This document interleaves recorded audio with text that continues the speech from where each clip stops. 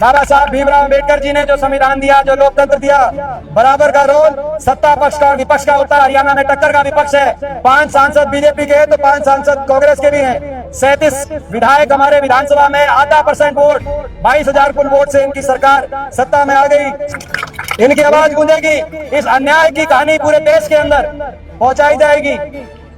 और ये जो वाइस चांसलर जो एबीवीपी का पट्टा पहन के कार्यक्रम कर रहे हैं, लगातार इस यूनिवर्सिटी के अंदर जातियां हो रही है, लगातार इस विश्वविद्यालय में हम देख रहे हैं। और अब अपनी जिम्मेदारी से पल्ला झाड़े बैठे हैं। हमारी दूसरी मांग ये है कि जो वाइस चांसलर है, इनको वाइस चांसलर को या तो तुरंत बर्खास्त किया जाए या खुद इस्तीफा देकर वाइस चांसलर जाए। सरकार का आशीर्वाद है तो हम पीछे हट जाएंगे। अरे जब किसान की लड़ाई लड़ने की बात आई तो दिल्ली की सरकार को भी हमने झुकाने का काम किया। 7.5 किसानों ने अपनी तो अन्याय से लड़ाई जब लड़नी होगी। आरएसएस की शाखाएं चल रही है, ऐसी स्थिति आ गई। यूनिवर्सिटी के पेड़ काट दिए, कितनी बातें आ रही। तो सरकार भी अपनी जिम्मेदारी से, पुलिस प्रशासन भी अपनी जिम्मेदारी से पीछे नहीं हट सकता। अगर आज वाइस चांसलर पे सवाल उठ रहे हैं तो एसपी साहब ये मत भूलना सवाल आप पे भी उठ रहे हैं और दबाव बनाया जा रहा है। जो मैं सुन रहा हूं, दबाव बनाया जा रहा है फैसले के लिए। पुलिस मध्यस्थता कर रही है, दबाव बनाया जा रहा है। यहाँ पीछे भी खड़े हैं पुलिस वाले, सीआईडी वाले पीछे भी खड़े हैं। सीआईडी वालों से मैं कहना चाहता हूं, आप सुन लो, नोट कर लो। न्याय के लिए लड़ाई लड़ रहे हैं। ये छात्र अकेले नहीं है, छात्रों के साथ हम भी खड़े हैं। पूरा प्रदेश खड़ा है, पूरा देश खड़ा है।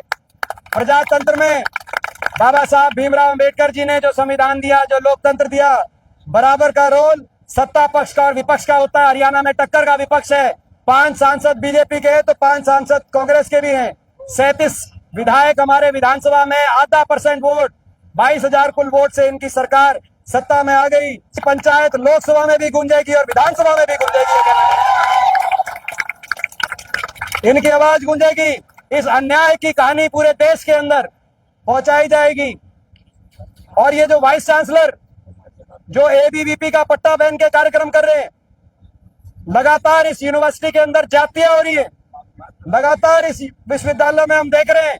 ऐसे घोटाले सामने आ रहे हैं, ऐसी बातें सामने आ रही हैं।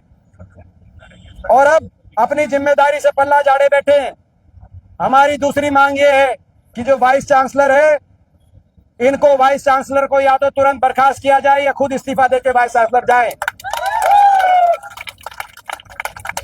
ये मत सोचना वाइस चांसलर साहब कि न्याय के लिए लड़ाई लड़ने में आपके पास सरकार का आशीर्वाद है तो हम पीछे हट जाएंगे। अरे जब किसान की लड़ाई लड़ने की बात आई तो दिल्ली की सरकार को भी हमने झुकाने का काम किया। 750 किसानों ने अपनी तो अन्याय से लड़ाई जब लड़नी होगी तो लड़ाई में हम कदम पीछे नहीं हटाएंगे, अन्याय से लड़ाई लड़ेंगे। आज इस यूनिवर्सिटी में और आरएसएस की शाखाएं चल रही हैं, ऐसी स्थिति आ गई। यूनिवर्सिटी के पेड़ काट दिए, कितनी बातें आ रही।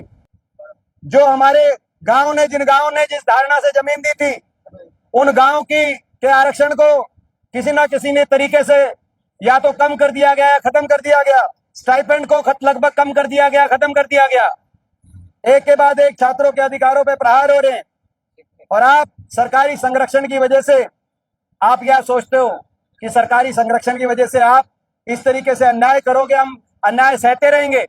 अन्याय नहीं सहेंगे, लड़ाई लड़ेंगे। छात्रों की लड़ाई को हर संभव रास्ते से लड़ेंगे। और जो एक बात जयप्रकाश जी ने कही, मैं भी उस बात से पूरा सहमत हूं।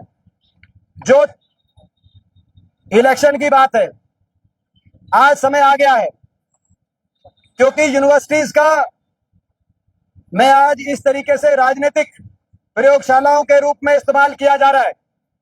आज विश्वविद्यालयों में इस प्रकार से यहां तक की जो भर्तियां भी हो रही हैं, वो भी कैसे हो रही हैं, कौन से संघ की शाखा से वो लिस्ट आ रही है, मुझे बताने की जरूरत नहीं है।